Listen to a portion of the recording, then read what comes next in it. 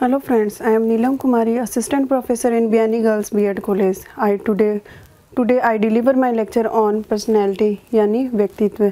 जैसे कि हमारे पुराना वाला जो वीडियो है उसके अंदर हम व्यक्तित्व के बारे में अध्ययन कर चुके हैं कि व्यक्तित्व क्या है तथा कितने प्रकार का होता है और किन किन व्यक्तियों में कौन कौन से प्रकार के व्यक्तित्व पाया जाता है। उसी व्यक्तित्व के अनुसार व्यक्ति अपना व्यवहार करता है। आज हम बात करेंगे व्यक्तित्व के सिद्धांत की, यानी व्यक्तित्व का सिद्धांत कितने प्रकार का होता है।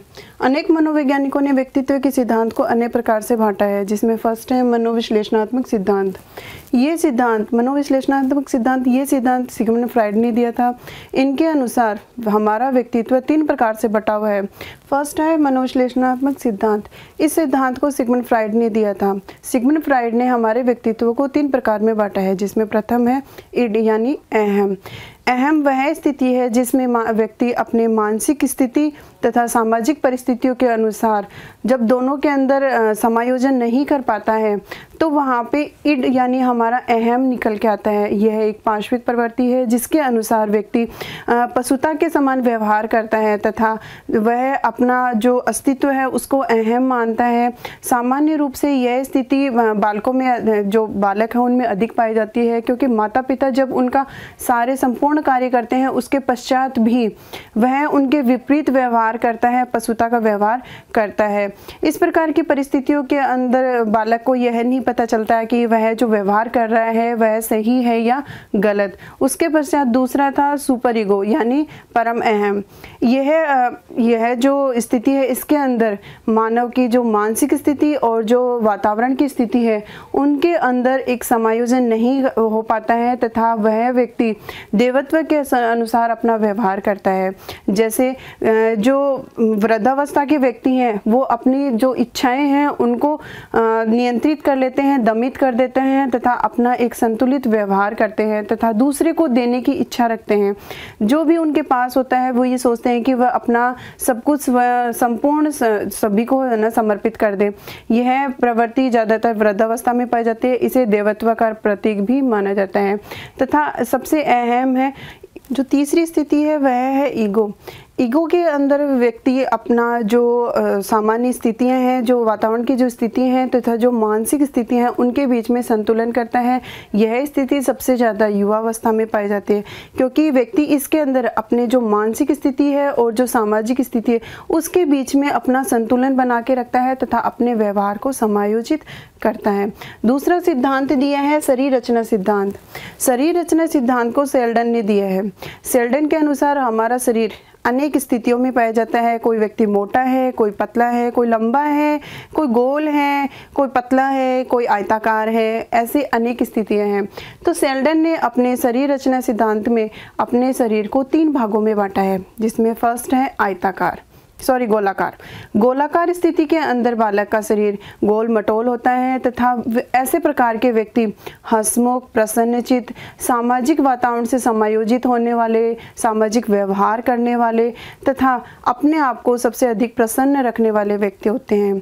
सेकंड प्रकार का है आयताकार प्रकार के व्यक्तित्व वाले व्यक्ति जोशीले स्वभाव के होते हैं तथा इसके अलावा ये खेल कूद में अत्यधिक भाग लेते हैं तथा इसके साथ ही ये व्यक्ति जोशीले प्रवृत्ति के होते हैं, क्रोधी स्वभाव के होते हैं। इसके पश्चात तीसरी स्थिति है हमारी लंबाकार स्थिति के अंदर वाले व्यक्ति एकदम से शांत चित्त, एकांत प्रिय, एकांकी, आलसी स्वभाव के होते हैं। इसके साथ ही वे ज़्यादा से ज़्यादा आराम पसंद होते हैं, अल्प निद्रा वाले होते हैं। इस प्रकार हमारा जो व्यक्तित्व है उसको सेल्डन ने तीन प्रकार से बांटा है। इसके पश्चात है विशेषक सिद्धांत। विशेषक सिद्धांत को के प्रतिपादक केटल माने जाते हैं। केटल के अनुसार हमारा जो व्यक्तित्व विशेष परिस्थितियों के अनुसार हमारा व्यवहार करता है। उसी व्यवहार के निर्धारक विभिन्न परिस्थितियाँ होती है तथा उन्हीं परिस्थितियों के अनुसार व्यक्ति अपना व्यवहार परिवर्तित करता रहता है। जैसी परिस्थिति होगी उसी के अनुसार वो अपना व्यवहार करेगा, जिसके अंदर उसके कुछ कारक हैं जैसे सामाजिक कारक, संवेगात्मक, बुद्धि, उनके अनुसार व्यक्ति अपने व्यवहार को परिवर्तित करता रहता है। जो लास्ट है वो है मांग सिद्धांत। मांग सिद्धांत को हेनरी मूरे ने दिया है। हेनरी मूरे ये कहते हैं कि हमारा जो व्यक्तित्व है उसके अंतर्गत जो आंतरिक परिस्थितियां हैं या इच्छाएं और दबाव हैं उनका व्यक्ति अपने बाहरी वातावरण से समायोजन करता है तथा हमारे मस्तिष्क को इस प्रकार से नियंत्रित करता है कि वह उन परिस्थितियों के अनुसार अपने व्यवहार को व्यवस्थित कर सके। इस प्रकार व्यक्तित्व के सिद्धांत को अनेक मनोवैज्ञानिकों ने अपने अनुसार बांटा है। अब हम बात करते हैं व्यक्तित्व को प्रभावित करने वाले कारकों की, कि हमारे व्यक्तित्व को ऐसे कौन से कारक हैं जो सबसे ज़्यादा प्रभावित करते हैं या हमारे व्यक्तित्व पर क्या प्रभाव पड़ता है कि हम हमारे व्यक्तित्व को अलग अलग परिस्थितियों के अनुसार अलग अलग प्रकार से प्रकट करते हैं। जिसमें फर्स्ट है वंशानुक्रम का प्रभाव। बालक जब जन्म लेता है तो उसके अनुसार उसके जो माता पिता हैं, भाई बहन है, जब या परिवार के जो अन्य सदस्य हैं, उनका प्रभाव उस बालक के ऊपर पड़ता है, वही वंशानुक्रम का प्रभाव है। उसके अनुसार वह अपना रंग, रूप, योग्यताएं और जो व्यवहार है उसको परिवर्तित करता है तथा अनेक जो अच्छाइयाँ और बुराइयाँ हैं उनको लेकर जन्म लेता है और उसी के अनुसार अपने व्यवहार को व्यवस्थित करता है। सेकंड है सामाजिक वातावरण का प्रभाव। व्यक्ति सामाजिक प्राणी है तथा समाज में रहकर वह वहाँ के नियमों को, कानूनों को, व्यवस्थाओं को, वहाँ का खान पान, रहन सहन, उन सब को अपने व्यवहार में ऑब्जर्व करता है, उनको अपने व्यवहार में ग्रहण करता है, जिसके अनुसार उसका जो व्यक्तित्व है उसका प्रभाव उसके सामाजिक व्यवहार से भी प्रभावित होता है। या समाज का प्रभाव उस बालक के व्यक्तित्व पे भी पड़ता है। तीसरा है परिवार का प्रभाव। परिवार, बालक के व्यक्तित्व में परिवार का अहम रोल है। जैसे परिवार की स्थिति, परिस्थितियाँ, व्यवहार, दशा आदि होंगे, उसी का व्यक्तित्व के व्यवहार पर प्रभाव पड़ेगा। अगर हमारा परिवार सुखी है, संतोषी है, समायोजित है तथा परिस्थितियों के अनुसार अपने व्यवहार को संतुलित करने वाला है, तो वो सारी चीज़ें हमारे बालक के व्यक्तित्व को प्रभावित करेंगे तथा उसी के अनुसार बालक अपने व्यक्तित्व को भी प्रभावित करेगा और उन्हीं के अनुसार अपना व्यवहार परिवर्तित करता है।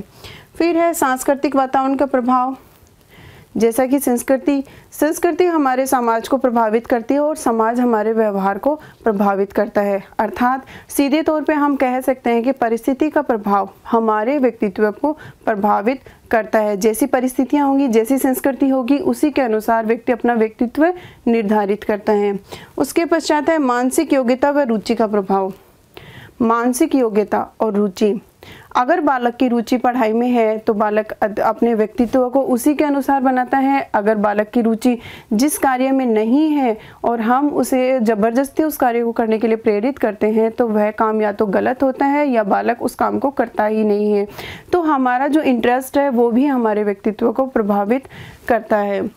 विद्यालय का प्रभाव, जैसा विद्यालय वैसे वहाँ की परिस्थितियाँ और उसी के अनुसार बालक अपने व्यवहार को समायोजित करता है। विद्यालय में शिक्षकों की भूमिका, विद्यार्थियों की भूमिका, इसके अलावा वहाँ का वातावरण, रहन सहन, अध्ययन प्रणाली, आधार कार्य, व्यवहार आदि सारे बालक के व्यक्तित्व को प्रभावित करते हैं। तो विद्यालय का भी हमारे बालक के व्यक्तित्व पर प्रभावित होने में अहम रोल है। इसके पश्चात है संवेगात्मक विकास। संवेगात्मक विकास से ये तात्पर्य है कि बालक के संवेग व्यक्तित्व को अत्यधिक प्रभावित करते हैं। अगर हमारे संवेगात्मक जो स्थिति है वो संतुलित है तो बालक उस संतुलन के अनुसार अपने व्यवहार को समायोजित कर लेता है, और अगर बालक का संवेगात्मक अस्थिरता है तो बालक उसके अनुसार अत्यधिक चिड़चिड़ा रहता है, विभिन्न परिस्थितियों में अपने आप को समायोजित नहीं कर पाता। इसके साथ ही जो भी परिवर्तन होते हैं या फिर जो भी स्थितियां परिवर्तित होती हैं उसके अनुसार बालक अपने व्यवहार को परिवर्तित नहीं कर पाता। इसलिए संवेगात्मक विकास में बालक के व्यक्तित्व को प्रभावित करने में अहम रोल है। Thank you. अगर आपको हमारा ये वीडियो पसंद आया है तो इसे लाइक करें, शेयर करें और हमारे YouTube चैनल को सब्सक्राइब करें। धन्यवाद।